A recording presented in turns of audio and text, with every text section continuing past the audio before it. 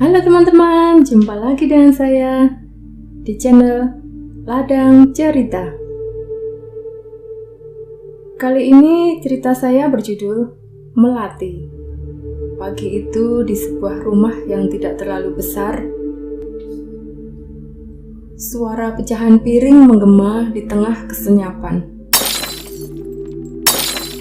Nampak seorang ibu muda berusia 30 tahunan menghampiri beling-beling yang berserakan di lantai di dekat meja makan. "Ya ampun, Melani," pekiknya ketika melihat pecahan beling berserakan.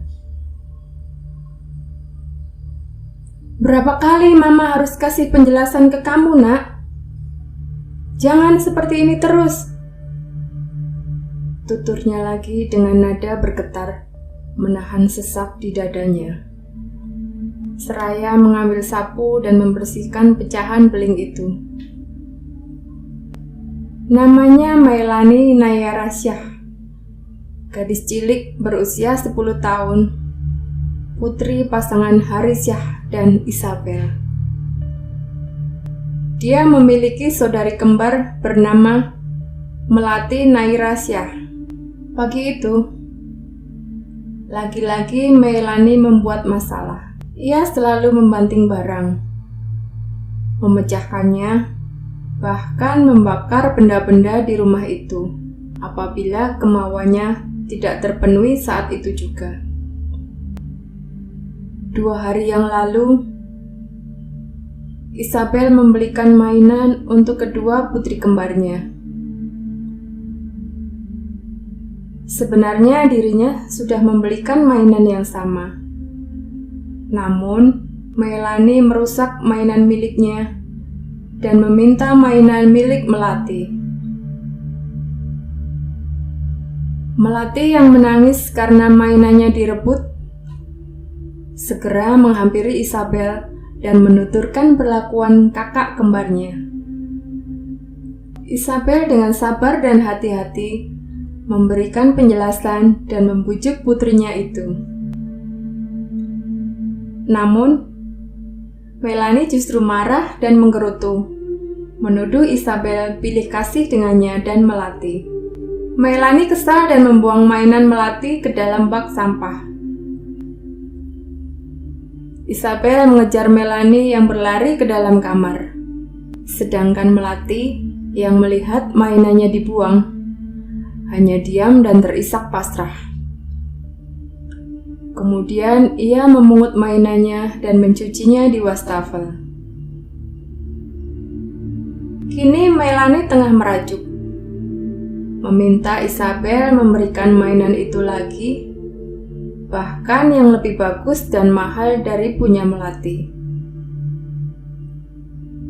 Isabel telah membujuknya akan membelikan saat papa mereka telah pulang dari luar kota.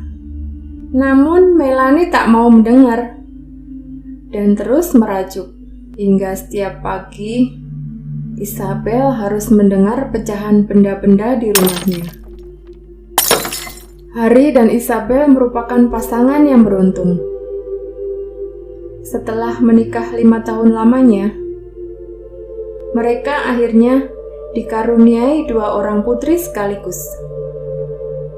Keduanya memiliki paras yang cantik dan menawan, bahkan sangat mirip, sampai tidak ada yang bisa membedakan antara Melani dan Melati. Hanya saja, watak mereka berdua yang sangat bertolak belakang. Melani sangat keras kepala, sombong, pemarah, dan manja. Sedangkan Melati adalah gadis yang lugu, ramah, baik hati, dan lemah lembut. Itulah sebabnya di keluarga Isabel, Melati sangat disayang oleh nenek, bibi, dan saudara-saudaranya yang lain. Namun begitu, Hari dan Isabel sangat menyayangi dan memanjakan keduanya tanpa membedakan mereka. Hari itu Isabel kembali dipanggil oleh kepala sekolah karena Melanie membuat ulah di sekolah. Melanie bertengkar lagi, Bu. Maaf sebelumnya, karena saya betul-betul kewalahan menangani Melanie. Terang Ibu Maya yang merupakan kepala sekolah SD Negeri Taruna 3. Melanie dan Melati sama-sama duduk di bangku SD kelas 4. Namun, ini sudah kesekian kalinya Isabel harus dipanggil ke sekolah karena perilaku nakal Melanie. Tak jarang putrinya itu membuat ulah, bertengkar, menjahili guru, bahkan bolos sekolah. Lain halnya dengan Melati, yang selalu berprestasi mengantongi sejuta kebanggaan untuk sekolah dan guru-gurunya, serta menjadi kesayangan teman-teman di kelasnya. Lagi-lagi Isabel dengan wajah menunduk serta berulang kali mengucapkan kata maaf kepada para guru dan kepala sekolah. Kini dirinya harus menggandeng Melanie pergi dari sekolah dan kembali ke rumah mereka. Isabel tak mampu berucap, lidahnya keluh, dadanya sesak menahan tangis, dan emosinya memuncak. Seakan tak sanggup melihat wajah putri yang sedang duduk di hadapannya. Namun emosinya tiba-tiba meredam setelah dirinya kembali harus mengingat perjuangan ketika melahirkan putri tercintanya itu. Malam itu tepat pukul 10, Isabel yang sedang hamil tua merasakan sakit pada perutnya. Ia bergegas menghubungi Haris suaminya yang saat itu sedang dalam perjalanan dari kantor tempatnya bekerja. Karena Isabel terlihat sangat pucat, ibunya memutuskan untuk langsung membawanya ke klinik bersalin yang berada tak jauh dari rumah, tanpa menunggu kepulangan hari. Sesampainya di klinik, bidan desa menyarankan agar Isabel dibawa ke rumah sakit dan melakukan persalinan di sana, karena posisi bayi yang sungsang. Akhirnya mereka membawa Isabel ke rumah sakit menggunakan ambulans. Bidan desa pun turut serta mengantar Isabel. Di perjalanan menuju rumah sakit, cuaca yang semula nampak terang karena sinar bulan dan bintang mendadak berubah mencekam, diiringi rintik hujan dan suara gemuruh di langit. Tak berapa lama, hujan pun turun dengan derasnya, disertai angin dan kilat yang sesekali menyambar. Isabel merasa sangat kesakitan dan merasakan ada dorongan kuat dari dalam perutnya. Dirinya pun tidak sengaja mengejan, mengikuti dorongan bayinya. Padahal bidan sudah melarangnya untuk mengejan. Namun karena tak tahan, Isabel tetap mengejan dan berusaha mengeluarkan bayinya sekuat tenaga. Beberapa menit kemudian, terdengar tangisan bayi di tengah deras air hujan dan kilatan cahaya langit. Isabel segera mendekap bayinya yang berjenis kelamin perempuan itu.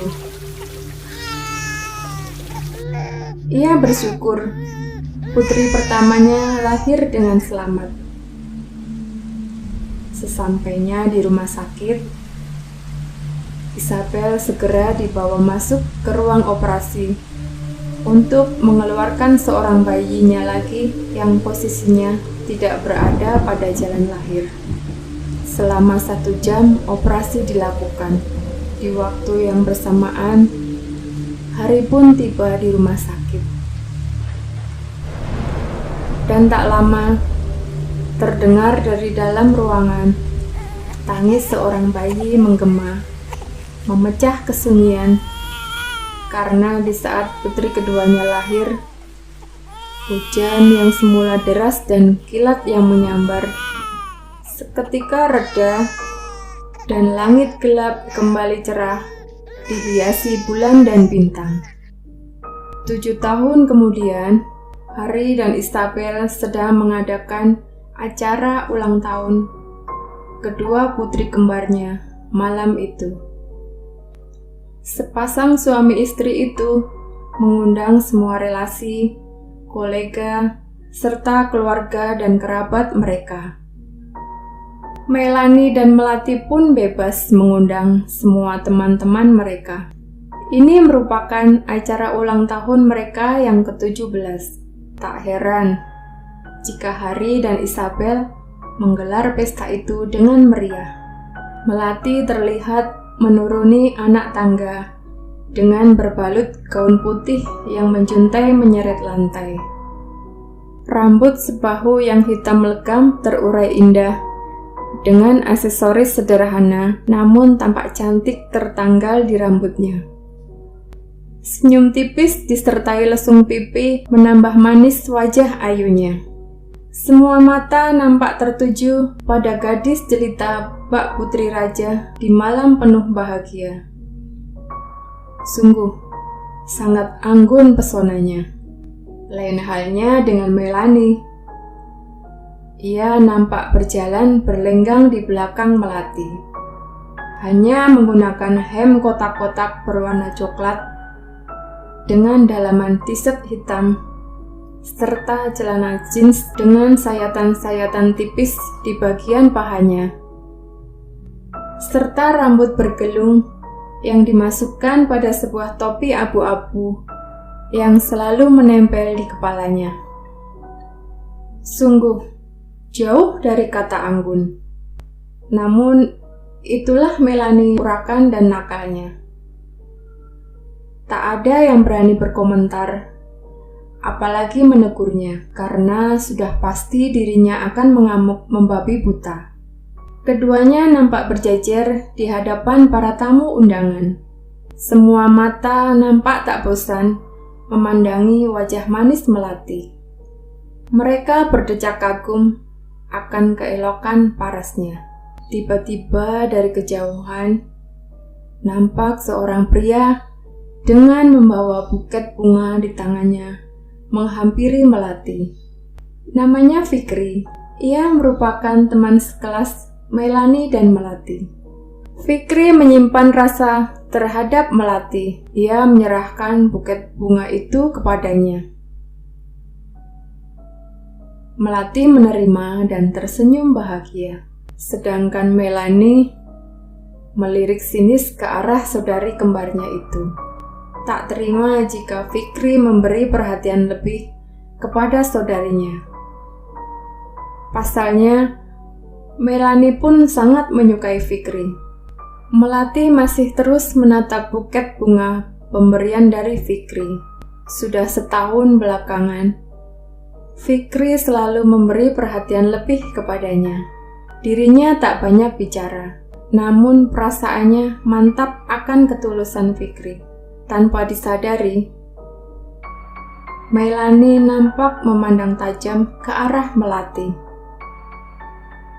Dia sangat iri melihat kedekatan Melati dan Fikri.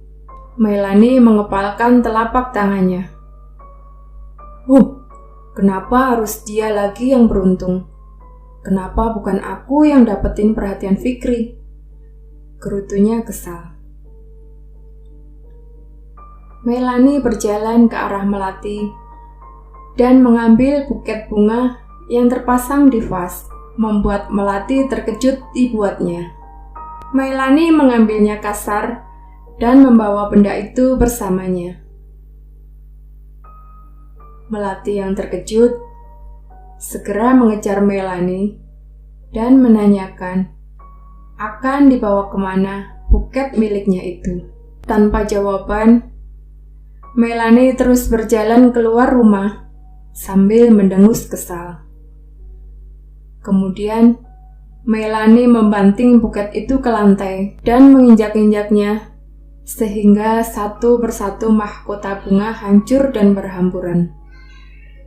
Lalu tiba-tiba Melanie membuang buket itu ke dalam bak sampah. Melati menangis melihat buket miliknya telah dirusak dan dibuang oleh saudarinya. Melanie seakan tak peduli tangisan adik kembarnya. Justru ia tertawa puas sambil berlalu meninggalkan Melati yang masih menangis tertunduk lesu di teras rumah.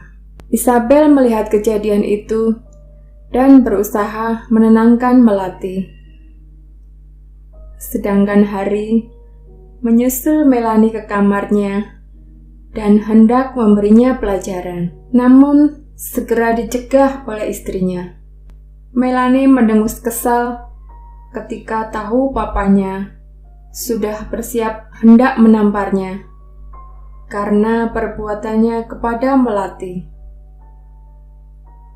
"Tampar, Pak! Kenapa nggak jadi?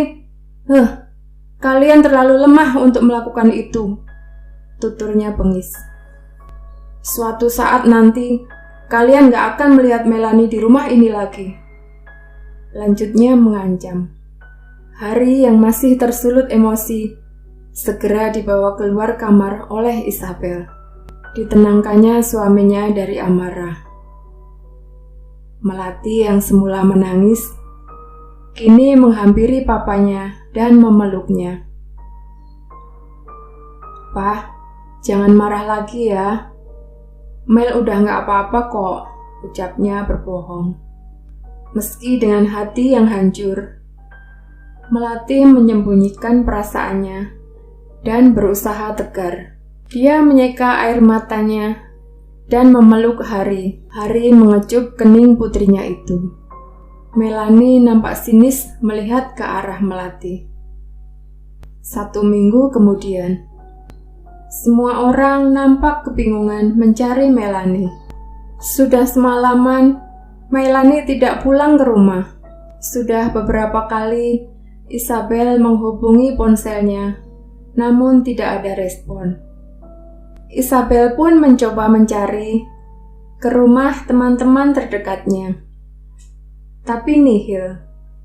Hingga akhirnya, dirinya harus meminta bantuan polisi untuk mencari keberadaan salah satu putri kesayangannya. Di kamar, nampak Melati sedang duduk di hadapan meja rias. Ia bercermin, menyisir rambut sebahunya, dan mulai memoleskan sedikit lipstik di bibirnya. Kemudian ia tersenyum licik penuh kepuasan.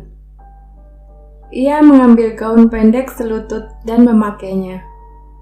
Bersolek ria di hadapan cermin, memilah-milih sepatu yang akan dipakainya. Karena hari ini, dirinya akan bertemu dengan Fikri. Di sebuah taman tak jauh dari rumahnya. Disitulah dirinya membuat janji dengan Fikri. Dia harus nampak anggun di hadapan Fikri. Tak peduli masalah apa yang tengah menimpa keluarganya. Yang ada dalam benaknya adalah bertemu dan menyampaikan kepada Fikri apa yang selama ini terpendam di hati kecilnya. Nampak dari kejauhan, sebuah mobil hitam mulai mendekatinya, dan keluarlah pria sang pujaan hatinya. Dia membawa buket bunga yang 1 minggu lalu pernah dihancurkan Melanie. Sekarang gak akan ada yang berani menyentuh, apalagi merusak benda ini. Batinnya sambil menerima buket yang diberikan Fikri. Di sebuah ruangan gelap dan kotor yang nampak seperti gudang, seorang gadis tangan dan kakinya terikat, mulut yang tertutup lakban, dan mata yang tertutup oleh sehelai kain. Dia menangis ketakutan, merasakan tubuhnya yang sulit digerakkan. "Mah, Wah, tolong aku," isaknya dalam hati. Tak ada suara di dalam kesenyapan itu. Hanya beberapa kali suara cicit bersaut-sautan binatang penghuni gudang. "Melati, hari ini kamu bantu Mama sama Papa ya cari Melani," pinta Isabel memohon. Melati memalingkan wajah. "Aku gak bisa, Mah. Gak ada waktu. Aku sibuk," jawabnya ketus. Isabel merasa ada kejanggalan pada sikap Melati yang seakan tak peduli dengan hilangnya Melani. Dirinya mulai teringat kejadian 1 minggu yang lalu. Apa mungkin Melati sangat marah karena benda miliknya dihancurkan oleh kakaknya? Sampai-sampai Melani hilang pun dirinya seakan acuh tak peduli, gumam Isabel. Kemudian dirinya teringat lagi akan ucapan Melani yang mengancam jika suatu saat mereka tidak akan melihat Melani di rumah ini lagi. Isabel terisak menyesali perkataan putrinya yang kini telah menjadi kenyataan. Sudah 3 hari dilakukan pencarian tanpa hasil. Isabel pasrah dan terus berdoa, memohon keselamatan salah satu putrinya. Derap langkah sepatu yang berbenturan dengan lantai menggema di tengah kesunyian. Nampak seorang gadis berjalan mendekati sebuah gudang. Perlahan ia membuka gudang itu dan mendapati seseorang yang mirip dengannya sedang duduk terikat tak berdaya. "Mel, kita pulang bareng," ajak Melani kepada Melati. "Ayo," sahut Melati singkat. "Mel, aku antar ya." Tiba-tiba Fikri menawarkan diri. "Gak usah," sahut Melani kesal sambil menarik tangan Melati. Melati menoleh, memberi kode supaya Fikri tidak membantah. Fikri menghembus napas kecewa. Di perjalanan pulang, tiba-tiba mulut Melati dibekap dengan sapu tangan yang sudah dilumuri obat bius oleh Melani. Tubuh gadis itu lemas ketika Melani menyeret tubuh saudarinya yang telah hilang kesadaran dan membawanya ke sebuah gudang. Kemudian ia mengikat tangan dan kaki Melati menggunakan tali yang telah ia siapkan sebelumnya. Ia menutup mata Melati dengan sehelai kain dan membekap mulutnya dengan lakban. Kemudian dirinya pulang sebagai Melati. Tidak ada satupun orang rumah yang menyadari jika yang hilang itu adalah Melati. Karena dengan pandainya, Melani mengubah penampilannya layaknya Melati. Perlahan, Melani membuka penutup mata saudarinya. Melati terperanjat ketika melihat Melani berdiri di hadapannya, memakai pakaiannya, sepatu, tas, dan aksesoris lainnya. Dirinya bingung apa yang sedang diperbuat oleh kakak kembarnya itu. "Kenapa sayang? Kamu bingung?" "Hahaha, gak usah bingung gitulah. Aku cuma lagi bersenang-senang aja kok. Menikmati bagaimana rasanya menjadi seorang Melati yang selalu disayang, dipuja, dan dicinta. Sembari dia mondar-mandir mengitari tempat duduk Melati. "Ternyata enak banget ya jadi lo," bentaknya seraya menjambak rambut Melati. Melati memekik, menahan sakit rambutnya yang tengah dijambak. Mulutnya masih tertutup lakban, membuatnya tak mampu berteriak apalagi berucap. Kemudian Melani mengeluarkan sebuah silet dari dalam tasnya. Ia menempelkan pada wajah Melati. Melati ngeri dibuatnya. Melati menggerakkan mata dan menggelengkan kepalanya, tanda permohonan agar Melani tidak melukai dirinya. Namun sayang, Melani yang sudah kehabisan akal itu tidak menggubrisnya. Ia justru mulai menyayatkan silet itu ke wajah Melati. Melati memekik menahan perih. Kini goresan merah itu menghiasi pipinya. Darah yang belum banyak itu membuat Melani tertawa puas. Dirinya seakan senang telah melukai wajah ayu adik kembarnya. Wajah ini yang ditatap oleh Fikri akan aku hiasi dengan sayatan-sayatan, bahkan akan kuhancurkan, sehingga Fikri pun tak sudi menatapnya. Ucap Melani seraya menggoreskan kembali silet di wajah Melati, sehingga meninggalkan bercak-bercak darah di seluruh wajahnya. Melati yang meronta dan menangis akhirnya tak sadarkan diri akibat menahan perih di wajahnya. Melani menyudahi aksi gilanya itu dan mulai mengobati dan membalut perban wajah adik kembarnya. Dirinya belum puas menyiksa saudarinya itu. Kemudian dirinya berlalu pergi meninggalkan gudang dan menata kembali penampilannya untuk pulang sebagai Melati. Apa yang terjadi? Kenapa Mei sejahat itu sama aku? Rintih Melati dalam keheningan. Tubuhnya lemas karena sudah 2 hari perutnya belum terisi oleh makanan. Dengan lemas, ia mencoba merangkak, mencari sesuatu yang bisa membuka ikatan yang melilit tangan dan kakinya.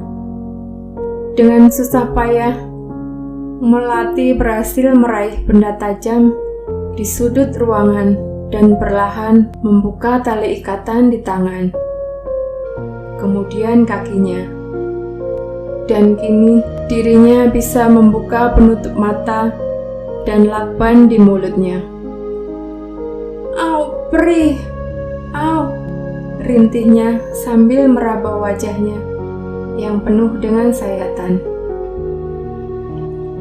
"Aku harus cari jalan keluar," gumamnya seraya menengok ke sana kemari, mencari celah untuk keluar. Di rumah, Melani yang menyamar sebagai Melati sedang asik mengacak-ngacak kamar Melati. Ia membuang semua barang-barang kesayangan milik Melati. Isabel menaruh curiga, menyadari hal aneh sedang terjadi terhadap putrinya. Ada apa dengan Melati? Kenapa dia membuang barang kesayangannya? Batin Isabel. Kemudian berlalu meninggalkan Melani yang dikiranya Melati. Melani membawa kardus berisi barang-barang Melati ke halaman dan membuangnya di tong sampah, kemudian membakarnya. Isabel berlari menghampirinya. Seraya terkejut, dia bertanya, "Ada apa sama kamu, Mel? Kenapa kamu membuang semua barang kesayanganmu?" Tanyanya heran. Sambil tersenyum sinis, Melani menjawab, "Aku bosan, Mah. sambil berlalu meninggalkan Isabel yang masih terlihat bingung. Melanie membanting tubuhnya dan memejamkan mata sambil memikirkan rencana apa yang akan dirinya lakukan selanjutnya untuk menyiksa Melati. Di gudang, Melati nampak bersusah payah mendobrak sebuah jendela yang sudah tertutup oleh papan. Dengan sisa tenaga, akhirnya dia berhasil membuka salah satu papan yang terpaku pada jendela itu. Suara tangan lemah Melati yang sedang berusaha membuka papan kedua. "Ah, akhirnya bisa terbuka. Aku harus cepat keluar dari sini," tuturnya senang. Lantas ia bergegas mengeluarkan kepala dan tubuhnya melalui jendela itu. Setelah Melati berhasil lolos dari gudang itu, dirinya bergegas berlari mencari pertolongan. Tiba-tiba, tubuh mungil itu terpelanting dan jatuh ke tanah akibat sebuah mobil menghantamnya ketika dia berlari. "Astaga!" pekik seorang pria pemilik mobil yang sudah menabrak Melati. Kemudian pria itu keluar dan menghampiri tubuh Melati yang sudah tak sadarkan diri. "Semoga nyawanya bisa tertolong," ucapnya cemas sambil menggendong tubuh Melati dan memasukkannya ke dalam mobil. Dia memacu mobilnya menuju rumah sakit. Sesampainya di sana, dirinya segera meminta perawat untuk membawa Melati ke ruang ICU. Rupanya pria yang telah menabrak Melati adalah seorang dokter. Dr. Henry segera memasang alat-alat medis dan bersiap menangani Melati. Perlahan, ia mengobati luka sayatan di wajah gadis manis itu. Dilanjutkan dengan beberapa tindakan medis lainnya. Melanie sampai di gudang tempat Melati disekap, dan Melanie sangat terkejut ketika mendapati tawanannya sudah tidak ada di tempat. Dirinya bingung dan mencoba mencari kesana kemari. Melanie nampak kesal. "Sial, mana dia?" geramnya. Kemudian netranya tertuju pada sebuah jendela yang sudah terbuka tanpa penutup papan. Dia menatap tajam dan menggerutu. "Oh, rupanya kamu kabur, adik sayang. Kita lihat seberapa kuat kamu bisa lari," gumamnya sinis. Di luar nampak Isabel tengah mengintip ke dalam gudang itu. Diam-diam dia mengikuti putrinya itu pergi. Dia nampak bingung dengan tempat yang dituju putrinya. "Ngapain Melati ke tempat ini?"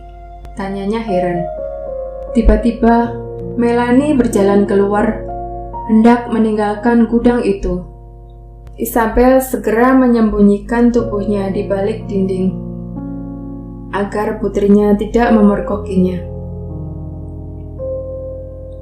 Setelah Melanie pergi dan dirasa sudah aman, Isabel kemudian memberanikan diri masuk ke gudang itu. Dia sangat penasaran dengan ruangan yang baru saja dikunjungi oleh putrinya. Perlahan Isabel membuka pintu gudang dan masuk ke dalam. Isabel terkejut mendapati sebuah benda yang sangat dikenalnya. Dirinya melihat sebuah dompet dan buku-buku pelajaran milik Melati berserakan di lantai. Ada sebuah tali dan bekas lakban juga di sana. Apa-apaan ini? Apa yang sebenarnya sudah terjadi? Masalah Melanie yang hilang saja belum selesai. Sekarang Melati yang bersikap aneh. Ada apa ini? Gumamnya. Isabel nampak bingung dan berpikir keras. Kemudian, dirinya pergi meninggalkan gudang dan memacu mobil untuk kembali ke rumahnya. 2 hari kemudian, di rumah sakit nampak Melati terbaring lemah di ruang perawatan. Dirinya telah melewati masa kritis. Dr. Hendri dengan sabar dan telaten merawatnya. Perlahan Melati membuka matanya yang selama 2 hari ini terkatup. Di hadapannya berdiri seorang pria seumuran ayahnya dan melemparkan senyum ramah kepadanya. Hai, kamu sudah siuman? Tanyanya ramah. Siapa nama kamu? Tanyanya lagi. Melati, jawab Melati lirih. Tubuhnya masih sangat lemah dan wajahnya dibalut perban. Saya di mana, Dok? Tanyanya. Kamu di rumah sakit. Jawab Dr. Hendri sambil mengecek selang infus. Sebenarnya apa yang sudah terjadi? Tanya Dr. Hendri sambil memandang Iba. Melati tak menjawab. Ia justru menangis terseduh-seduh, membayangkan hal yang baru saja menimpanya. Dr. Hendri dengan sabar menenangkan Melati. Kemudian dengan terbata-bata, Melati menceritakan hal yang baru saja dialaminya. Dr. Hendri menawarkan bantuan untuk menghubungi orang tua Melati. Namun Melati menolak. Ia justru meminta bantuan lain kepada Dr. Hendri. Terlihat Melani mundar-mandir cemas. Otaknya berpikir keras. Berkali-kali ia menepuk-nepuk telapak tangan kirinya dengan kepalan tangan kanannya. Kemana dia? Kemana? Gerutunya cemas. Isabel sejak tadi memperhatikan tingkah putrinya dan bertanya. Kamu kenapa, Mel? Tanyanya. Melani yang terkejut menjawabnya dengan gugup. Enggak apa-apa kok, Mah. Mel cuman lagi mikirin tugas sekolah aja. Jawabnya bohong. Tugas sekolah? Bukannya selama ini kamu gak pernah bingung? Apalagi sampai cemas gitu mikirin tugas sekolah. Melani nampak gugup dengan pertanyaan Isabel. Iya juga, Melati kan pinter. Gak mungkin bingung sama tugas sekolah. Batinnya kesal. Iya, kan sekali-sekali bingung boleh dong, Ma. Mel kan gak selamanya pinter terus, hehehe. Jawabnya gugup sambil menggaruk lehernya yang tak gatal. Isabel menatapnya penuh selidik. Namun, tiba-tiba suara bel dari luar rumah membuyarkan kedentingan suasana. Isabel bergegas hendak membuka pintu. Terlihat 2 orang polisi tengah berdiri di hadapannya. Selamat siang, Bu.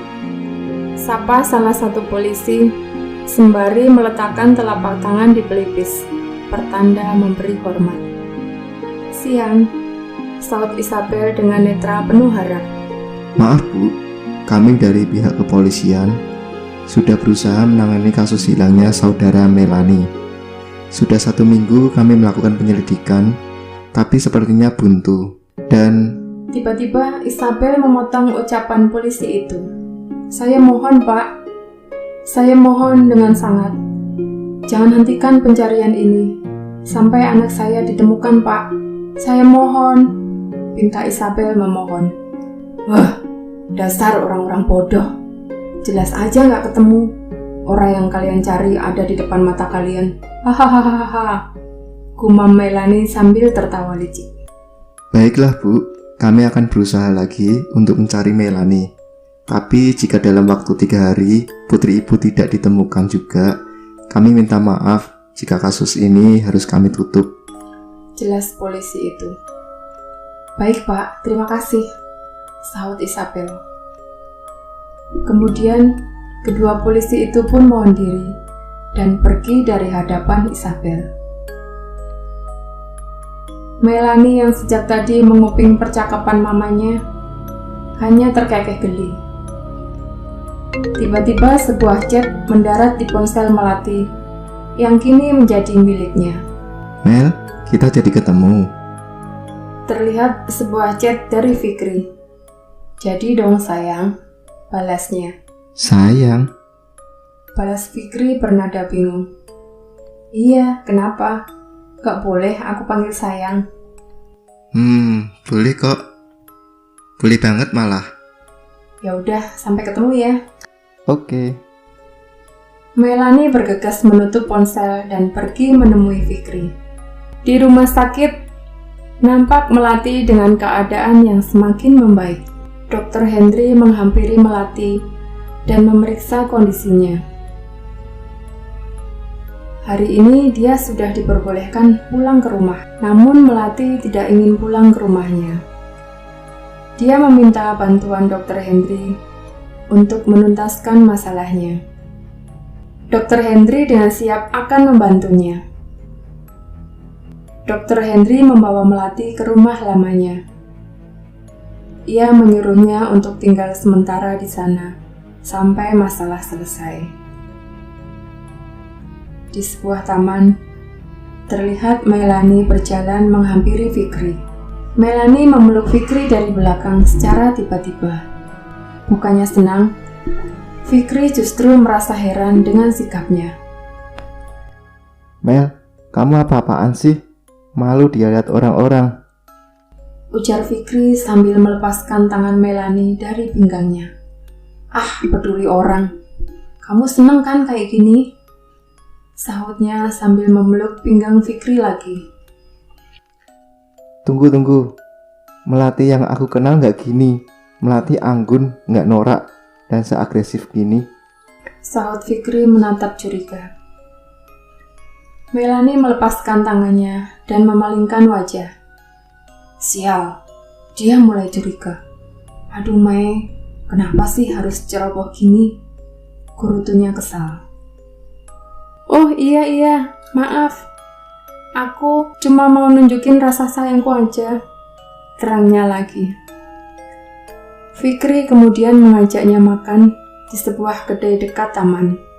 Melani lagi-lagi menggerutu kesal karena merasa tak suka makanan pinggir jalan. Kenapa makan di tempat gini ya sih? Fikri mah gak romantis banget, gerutunya. Loh Mel, ini kan tempat favorit kamu. Kamu lupa? Tanya Fikri heran. Lagi-lagi Melani salah tingkah. Iya, maksudnya sesekali gitu kita makan di kafe atau restoran gitu, alihnya. Fikri menatap curiga. Melani yang sadar jika dirinya dicurigai, segera mengalihkan pandangan dan mengajak Fikri untuk duduk di kedai itu. Ya udah yuk makan. Aku mau pesan soto deh. Ajaknya gugup. Soto? Sejak kapan kamu suka soto? Lagi-lagi Fikri menanyakan hal yang membuatnya terbelalak. Aduh, bego banget sih kamu, Mei. Si Melati nggak pernah suka sama soto. Batinnya kesal. Iya, maksudnya bakso. Hehehe, sautnya gugup. Fikri menggelengkan kepala, merasa keganjilan pada Melati. Di sebuah rumah sederhana, Melati tengah duduk di depan sebuah cermin. Dirinya terisak melihat wajahnya yang penuh dengan bekas luka sayatan. Hampir tak bisa dikenali jika itu wajahnya. Terlihat menyeramkan. Wajahku hancur oleh kakakku sendiri, isaknya. Kemudian dirinya mengambil sepotong gaun putih panjang. Dirinya mulai merias wajah seramnya itu dengan riasan yang tak biasa. Ia mulai menghitamkan seluruh kelopak matanya.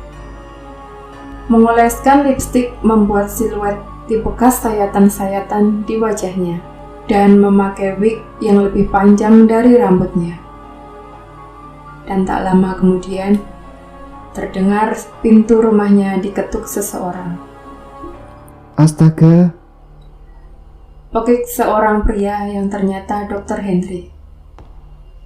Melati tertawa geli melihat pria di hadapannya ketakutan. Jangan takut om, ini Mel om, sahutnya geli. Perfect riasan kamu, tapi sebaiknya kamu langsung masuk mobil. Nanti orang-orang bisa lari lihat kamu kayak gini. Suruh Dr. Hendri. Beres om. sahutnya sambil berlalu masuk ke dalam mobil. Melanie yang sedang asik berbalas pesan dengan Fikri tiba-tiba dikejutkan oleh sekelebat bayangan putih di balik tirai jendelanya. Melanie yang penasaran pun segera mengecek keluar jendela. Tiba-tiba teriaknya histeris. Isabel dan Harry bergegas menghampiri putrinya. Nampak Melanie yang sedang ketakutan menutup wajahnya. Isabel menanyakan apa yang terjadi. Ia menunjuk ke arah jendela, mengatakan jika ada hantu di sana. Harry segera mengecek dan tidak mendapati apapun di luar. Gak ada apa-apa kok Mel, halusinasi kamu aja. Mungkin kamu kecapean, ucap Harry seraya menutup jendela kamar Melati. Isabel mengusap rambut putrinya. Ia membaringkan tubuh Melanie yang masih gemetar ketakutan. Tapi bener mah, aku lihat jelas. Muka hantu itu tepat di depan mukaku, ujar Melanie bergidik. Isabel tersenyum dan membelainya. Udah Mel, ini udah malam. Kamu tidur aja ya.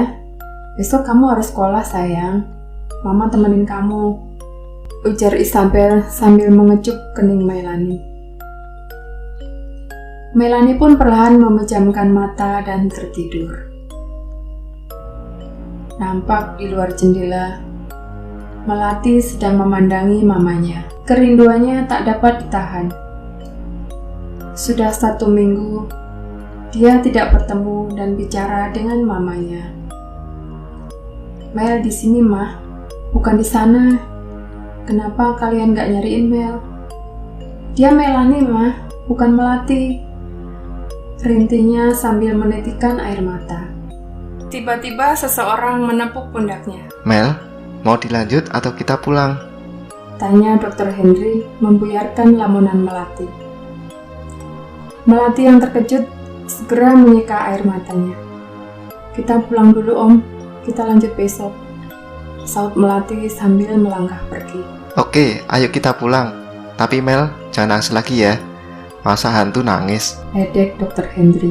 Aku hantu yang tersakiti om, jawab Melati sambil tersenyum kecut. Dr. Henry terkekeh. Keesokan harinya. Halo, sapa Isabel kepada si penelpon.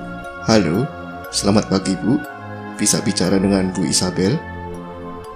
Tanya seseorang dari balik telepon yang ternyata adalah kepala sekolah Melanie dan Melati. Iya, selamat pagi. Dengan saya sendiri, saut Isabel. Oke, begini Bu. Saya dari sekolah. Ingin menanyakan keadaan Melati Bu. Keadaan Melati? Dia baik-baik aja Pak. Sekarang sedang di sekolah Pak, jawab Isabel. Sejenak kepala sekolah terdiam, kemudian melanjutkan percakapan. Oh, begini Bu. Sudah beberapa hari ini Melati tidak masuk sekolah. Saya kira dia sakit atau sedang merasa sedih karena kakaknya yang hilang Bu. Dan Isabel pun terkejut. Pasalnya, selama ini Melati selalu berangkat sekolah. Dan bahkan semenjak Melanie menghilang, tidak pernah satu kali pun tersirat kesedihan di wajahnya. Bahkan, dia seolah tak peduli dengan hilangnya Melanie. Lalu, kemana Melati selama ini sewaktu jam sekolah? Beribu pertanyaan dan keganjilan memenuhi pikiran Isabel. Oh begitu Pak. Nanti saya akan tanyakan kepada Melati Pak. Terima kasih infonya Pak, jawab Isabel seraya menutup telepon. Kemudian dirinya pergi ke kamar Melati. Isabel menggeledah barang-barang milik Melati. Dirinya terkejut karena hampir beberapa barang Melati tidak ada di tempat. Kemudian dia mendapati sebuah buku diary. Dibukanya buku itu dan tertera nama Melanie. Isabel semakin penasaran dan merasa keganjilan sedang terjadi di rumahnya. Dia mengingat-ingat lagi kejadian setelah hilangnya Melanie, melati yang selalu bangun lebih awal. Sejak hari itu, mulai sering dibangunkan olehnya. Melati yang selalu sarapan roti tawar dengan selai coklat, sejak hari itu hanya meneguk 1 gelas orange juice. Melati yang selalu memakai gelang, sejak hari itu hanya memakai jam tangan. Makanan favorit Melati, sikap lembut Melati. Kenapa tak terpikir jika semua itu adalah kebiasaan Melanie, tapi penampilannya? Isabel tertunduk lemas memikirkan hal yang sedang dihadapinya. Dia baru menyadari jika Melanie bisa menjadi Melati dan sebaliknya. Tapi Melatinya tidak akan seaneh itu. Isabel menyeka air matanya yang tanpa sadar menetes di pipi tirusnya. Ternyata selama ini yang dianggapnya Melati adalah Melanie. Gumamnya lemas. Melanie yang sedang kebingungan mencari keberadaan Melati terlihat tengah mondar-mandir di halaman sebuah rumah sakit. Dirinya tak sengaja berpapasan dengan Dr. Henry. Dr. Henry melihat dan menatap wajah Melanie. Dia segera mengenali wajah itu. Oh, ini saudari kembarnya Melati. Benar-benar mirip. Pantas saja tidak ada yang sadar jika mereka bertukar tempat. Batinnya. Dr. Henry segera menghubungi Melati dan mengatakan bahwa dirinya baru saja bertemu dengan Melanie. Dr. Henry pun bertanya, apa rencana Melati selanjutnya? Makasih Om atas bantuannya, tapi kali ini biar Mel sendiri yang bertindak, jelasnya. Melanie menyudahi pencarian Melati dan bergegas pulang ke rumahnya. Ia menyapa Isabel yang terlihat sedang terdiam diri di sofa. Isabel melirik tajam ke arahnya. Melanie yang merasa sedang diperhatikan segera melempar senyum. Hei Mama, lagi apa? Kok diem gitu? Mama sakit? Tanyanya memasang sikap perhatian. Isabel yang sudah menyadari jika dirinya adalah Melanie, berusaha menahan emosi dan bersikap seolah tidak terjadi apa-apa. Gak apa-apa kok sayang. Oh iya, kamu makan Ki? Mama udah siapin makanan kesukaan kamu, jawab Isabel sambil melempar senyum terpaksa. Melanie segera menuju meja makan dan membuka tudung saji. Betapa terkejutnya dia ketika mendapati yang tersaji di hadapannya adalah semua makanan favorit Melati. Nih sayang, ada telur kecap, sup jamur, sambal kecap sama kerupuk udang kesukaan kamu, sebutnya seraya melirik sinis. Jika dia benar-benar Melati, dia akan melahap habis makanan ini. Tapi jika dia Melanie, dia nggak akan sanggup makan semua ini, batinnya. Melanie memasang muka jijik. Dirinya benar-benar tidak menyukai semua makanan Melati. Ya, dari kecil, Melanie hanya menyukai daging dan ayam. Bila pun ada sayur yang ia makan, itu hanya berbentuk soto. Sedangkan Melati tidak pernah menyukai soto. Aduh, kenapa sih kesukaan kita beda meskipun kita kembar? Jadi ribet kan urusannya? Batinnya kesal. Dengan malas dan terpaksa, dirinya makan makanan itu supaya Isabel tidak curiga padanya. Tapi Isabel tetap menaruh curiga karena dia memperhatikan ekspresi Melanie ketika makan. Kamu kenapa Mel? Kayak mau muntah gitu? Tanyanya sinis. Sebenarnya belum sempat Melanie melanjutkan ucapannya. Tiba-tiba dia merasa mual dan berlari menuju wastafel untuk memuntahkan makanan yang ada di mulutnya. Isabel tertawa licik. Ternyata benar dugaannya. Dia Melanie, putri nakalnya. Isabel hampir menjatuhkan bulir bening dari sudut matanya. Namun ia tahan. Ia tidak menggubris apa yang terjadi pada Melanie. Ia segera beranjak dari meja makan dan berlalu ke kamar. Melanie tertegun melihat sikap mamanya.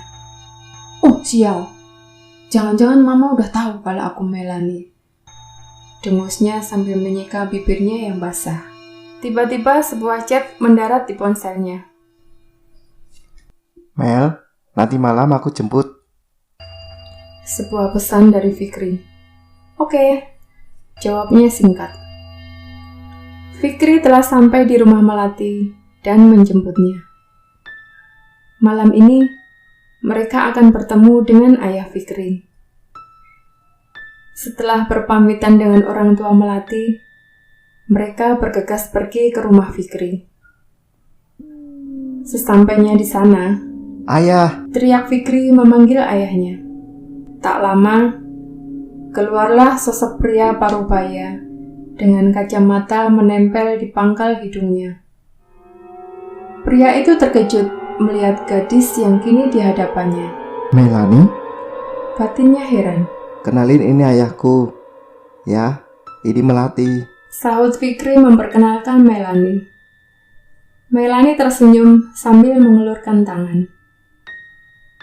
Kasihan kamu Fikri, Melati yang asli sedang menderita seorang diri. Kenapa Fikri bisa tertipu dengan wanita ini? Batinnya lagi. Oh iya, saya Henry, ayahnya Fikri. Sahutnya sambil menjabat tangan Melanie. Kemudian Fikri mengajak Melanie makan malam bersama. Di tengah acara makan, Dr. Henry beralasan pergi ke toilet yang sebenarnya dirinya menghubungi Melati. Mel, kakak kamu ada di sini bersama Fikri. Saya nggak tahu gimana mereka bisa kenal, tapi yang jelas ini waktu yang tepat untuk menjalankan rencana kamu. Dr. Henry mengirim pesan kepada Melati. Melati terkejut mendapat pesan itu. Dirinya berpikir dan menemukan sesuatu. Oh, jadi ini rencana kamu, Mei. Kamu sekap aku, dan kamu pulang sebagai aku. Sedangkan kamu seolah menghilang. Pantes saja mama sama papa nggak cari aku. Sekarang kamu deketin Fikri. Ah, kenapa kamu setega ini sama aku, Mei? Isaknya. Tapi kemudian Melati menyeka air matanya dan bangkit dari tempat duduknya. Aku nggak boleh selemah ini. Aku harus kasih tahu semua orang kebenarannya.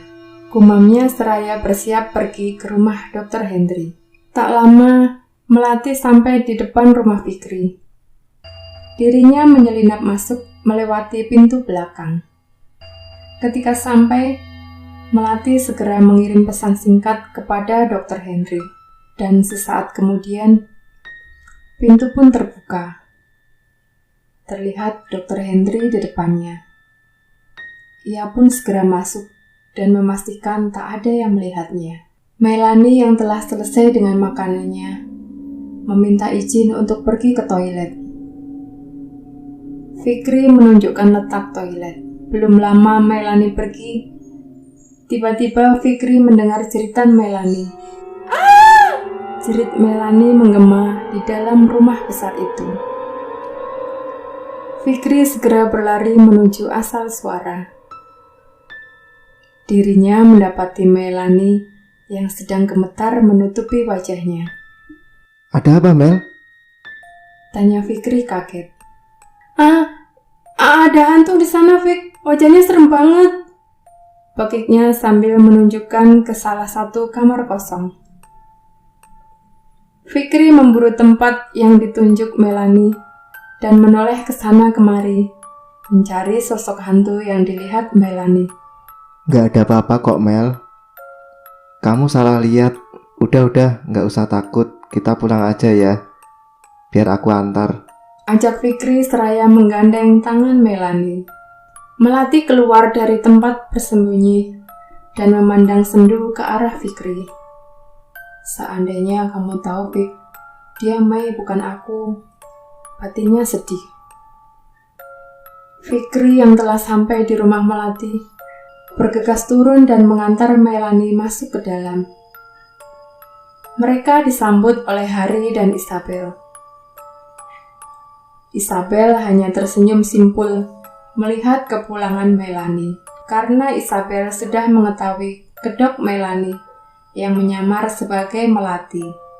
Melani menatap gelisah kepada Isabel.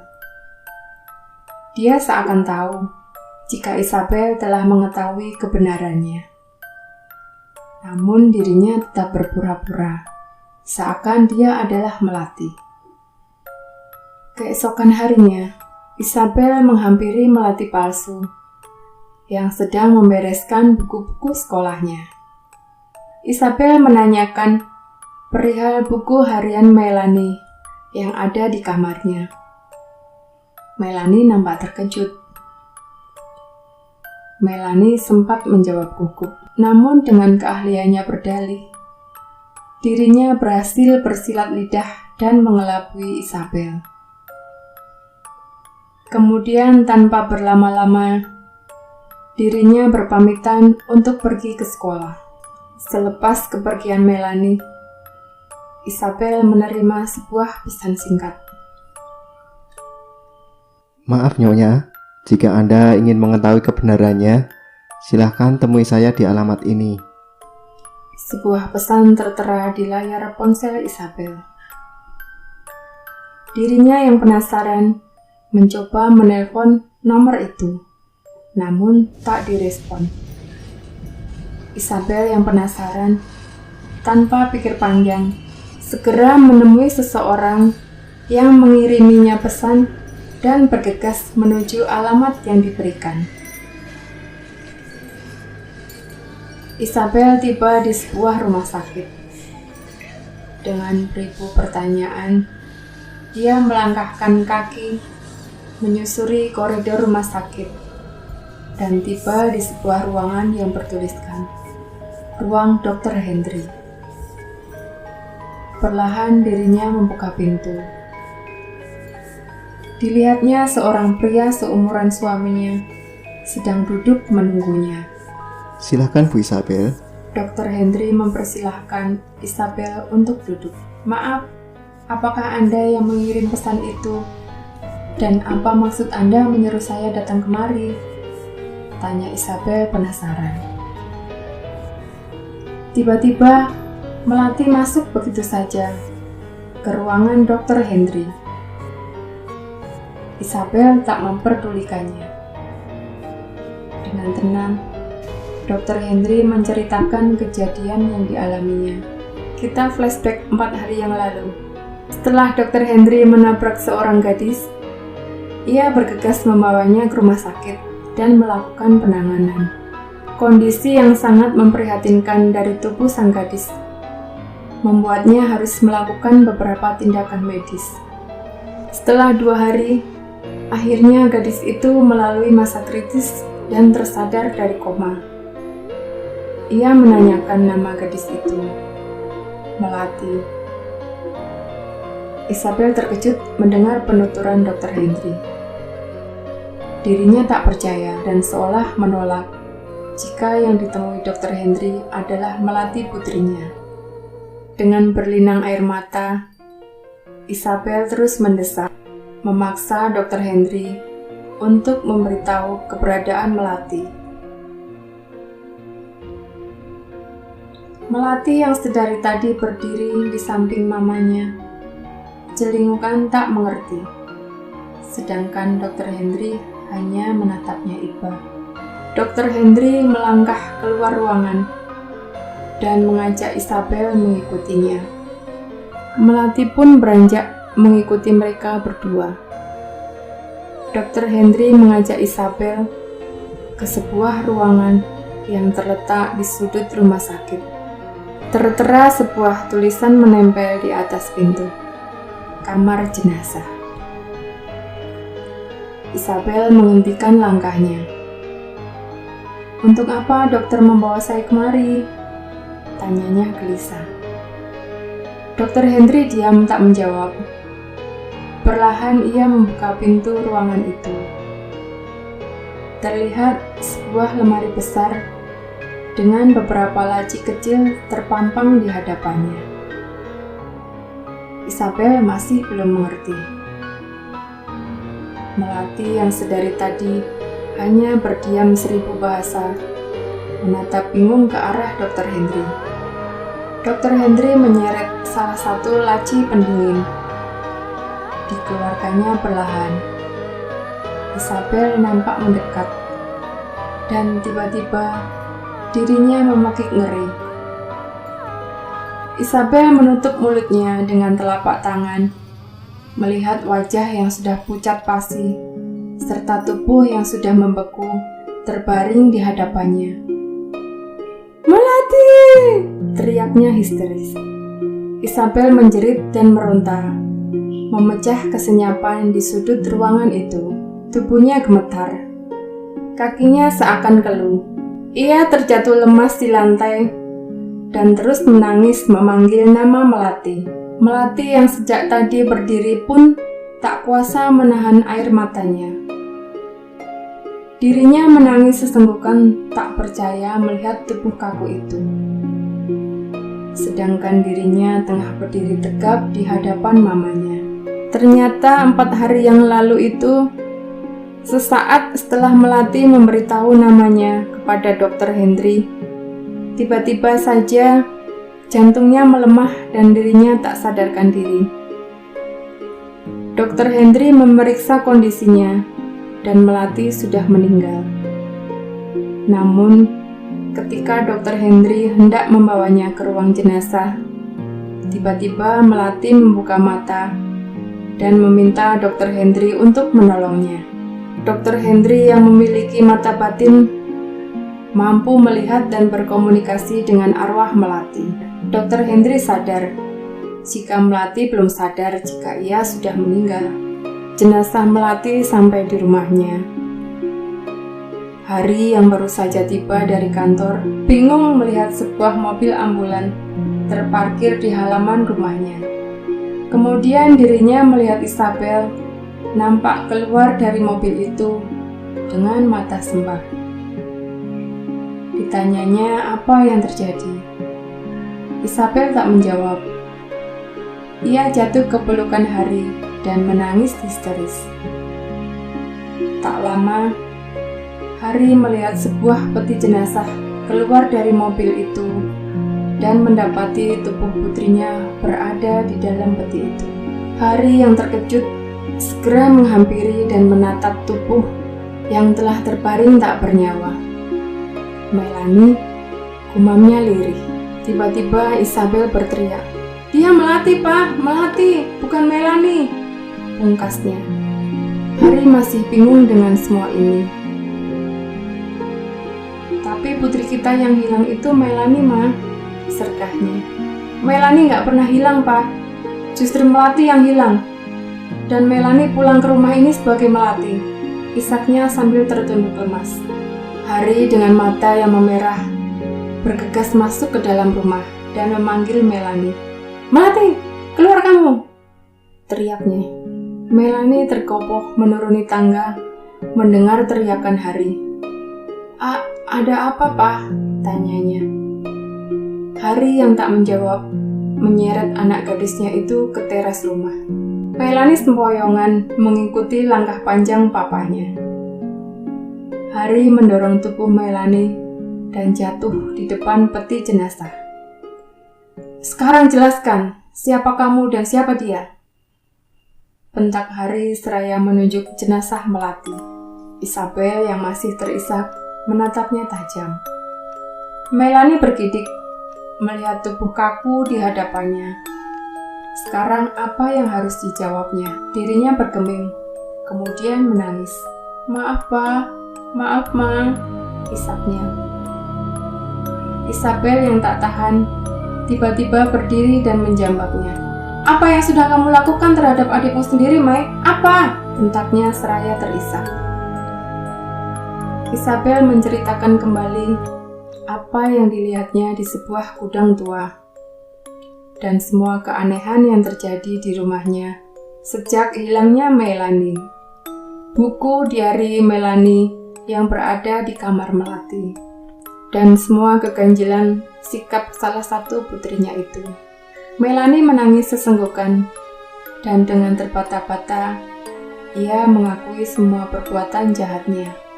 Melanie yang semula menangis sesenggukan tiba-tiba bangkit dan menatap tajam ke arah mama papanya. "Ini semua gara-gara kalian," bentaknya. "Kalian yang buat aku kayak gini. Kalian pilih kasih. Kalian hanya sayang sama Melati, sedangkan aku," cercanya sambil kembali terisak. Melanie nampak berjalan sempoyongan sambil mengajak-ngajak rambutnya. Dia juga terus meracau tak jelas. Harry dan Isabel sangat terpukul melihat sikap putrinya itu. Isabel mencoba menghampiri Melanie dan berusaha menenangkannya. Namun, Melanie justru mendorong tubuhnya sehingga dirinya hampir jatuh. Sontak, Harry menangkap tubuh istrinya itu. Melanie menyeringai dan tertawa cekikikan. Dr. Henry yang sejak tadi hanya mematung segera menghubungi temannya yang bekerja di rumah sakit jiwa. Sesaat kemudian, mobil petugas rumah sakit jiwa sampai di rumah mereka dan membawa Melanie. Keesokan harinya, dilakukan upacara pemakaman untuk Melati. Seluruh kerabat dan sanak saudara datang melawat. Begitupun dengan Fikri. Ia menatap sedih kuburan Melati.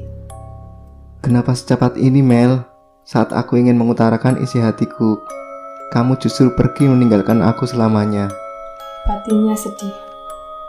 Nampak dari kejauhan, Melati menyaksikan prosesi pemakaman itu dengan tetesan bulir bening dari sudut matanya. Dia melihat Dr. Henry dan Fikri di sana. Dr. Henry yang merasakan kehadiran Melati beranjak dari tempatnya berdiri dan menghampiri Melati. "Om, makasih udah bantu Mel. Jadi selama ini Om udah tahu kalau Mel..." Kata-katanya terpotong oleh anggukan Dr. Henry. Iya, Mel. Udah tahu dari awal, tapi Om gak tega jujur sama kamu. Makanya Om biarin sampai waktunya tepat untuk menjelaskan semuanya. Jelasnya Iba. Sekali lagi, Melati kembali terisak. Di ruangan berdinding putih dengan pintu berjeruji besi, terlihat Melanie duduk menghadapi tembok. Pandangannya kosong, namun menyayat hati. Tersirat segelintir penyesalan di wajahnya. Netranya yang bulat terus membuih air mata. Bibirnya membisu. Tubuhnya seakan keluh. Setelah pemakaman Melati, Harry dan Isabel bergegas pergi ke sebuah rumah sakit. Terlihat papan bertuliskan nama rumah sakit itu. Rumah Sakit Jiwa Kamboja. Harry dan Isabel menemui Dr. Roy. Depresi berkepanjangan membuat jiwanya terguncang. Saya rasa saudari Melanie sudah cukup lama menderita kelainan ini. Tapi sepertinya ibu dan bapak tidak menyadarinya. Jelas Dr. Roy. Isabel tertunduk lesu. "Saya pikir itu hanya karakter dan sebuah kenakalan remaja, Dok.